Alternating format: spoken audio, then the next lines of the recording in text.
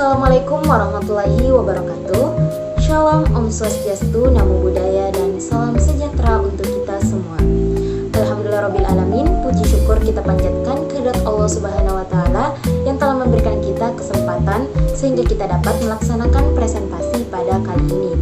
Salawat serta salam tak lupa pula kita kirimkan kepada Nabiullah Muhammad SAW.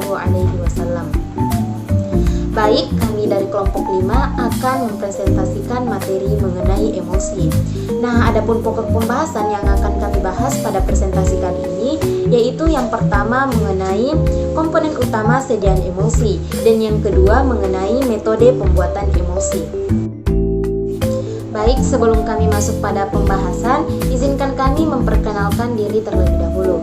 Saya Hermini Sastar yang akan membawakan materi mengenai komponen dasar sediaan emosi. Selanjutnya Ahmad Syafiq Syawal akan membawakan materi mengenai komponen tambahan sediaan emosi. Selanjutnya metode gom basah akan dipaparkan oleh Dwi Emilia, metode gom kering akan dipaparkan oleh Mutia Arifah, dan metode botol akan dipaparkan oleh Nur Fadila Mufti.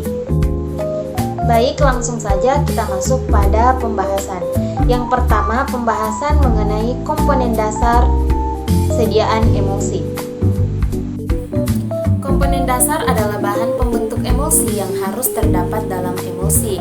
Terdiri atas yang pertama ada fase disperse atau fase internal atau seringkali disebut dengan fase diskontinu, yaitu zat cair yang terbagi-bagi menjadi butiran kecil ke dalam zat cair lain. Nah, selanjutnya ada fase kontinu atau fase eksternal atau seringkali disebut dengan fase luar, yaitu zat cair dalam emosi yang berfungsi sebagai bahan dasar atau pendukung dari emosi tersebut.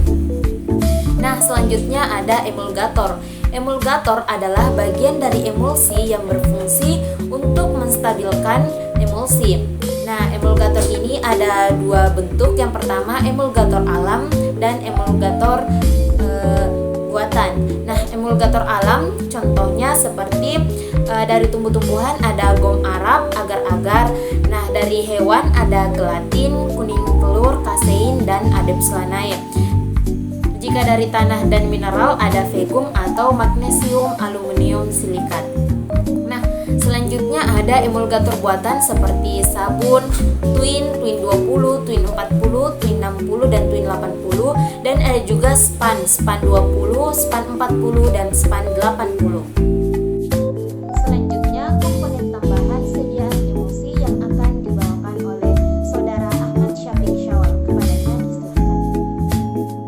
Komponen tambahan merupakan bahan tambahan yang ditambahkan pada emulsi untuk memperoleh hasil emulsi yang lebih baik. Di antaranya yang pertama yaitu koregen. Koregen di sini terbagi menjadi beberapa bagian, yaitu koregen aksionis untuk memperbaiki kerja obat, koregen saporis untuk memperbaiki rasa obat, koregen odoris untuk memperbaiki bau obat, koregen koloris untuk memperbaiki warna obat, dan koregen solubilis untuk memperbaiki kelarutan obat. Yang kedua yaitu preservatif. Preservatif di sini yang dimaksud adalah pengawet. Preservatif yang digunakan antara lain metil dan propil paraben atau asam benzoat, asam sorbat, fenol, kresol, dan klorbutanol, benzel kolonium klorida, fenilmerkuri asetas, dan lain-lain. Yang ketiga yaitu antioksidan. Antioksidan yang digunakan antara lain adalah asam askorbat, tokoferol, asam sitrat, propil galat, dan asam galat.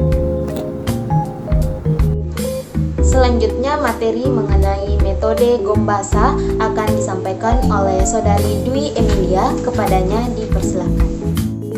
Selanjutnya itu metode gom basah, yang mana zat pengemulsi ditambahkan ke dalam air atau zat pengemulsi umumnya yang larut agar membentuk suatu musilago.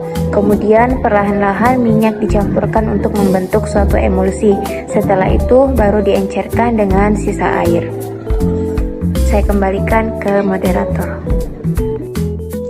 Selanjutnya materi mengenai metode gom kering akan dipaparkan oleh Saudari Mutia Arifah. Kepadanya dipersilakan. Baik, untuk materi selanjutnya adalah metode gom kering. Dalam kondisi ini, zat pengemulsi atau gom Arab dicampurkan dengan minyak terlebih dahulu. Kemudian setelah itu ditambahkan air untuk pembentukan korpus emulsi. baru diencerkan dengan sisa air yang tersedia. Nah, setelah itu, komposisi pembentukan korpus emulsi pada metode GOM kering atau yang biasa dikenal dengan nama metode 4-2-1. Formulasi yang digunakan untuk membentuk korpus emulsi adalah 4 bagian minyak, 4 bagian air, dan 4 bagian GOM atau emulgator. Selanjutnya saya kembalikan kepada moderator. Dan materi terakhir mengenai metode botol akan disampaikan oleh Saudari Nur Fadila Mufti. Kepadanya dipersilakan. Metode ini digunakan untuk membuat emulsi minyak-minyak yang menguap dan memiliki visikovitas rendah. Caranya yaitu memasukkan serbuk GOM Arabiah ke dalam botol kering, kemudian ditambahkan 2 bagian air, dan ketika dicampurkan harus dikocok dengan kuat di dalam wadah yang tertutup. Kemudian ditambahkan minyak sedikit demi sedikit sambil terus mengocok campuran tersebut dan selalu ditambahkan dengan air.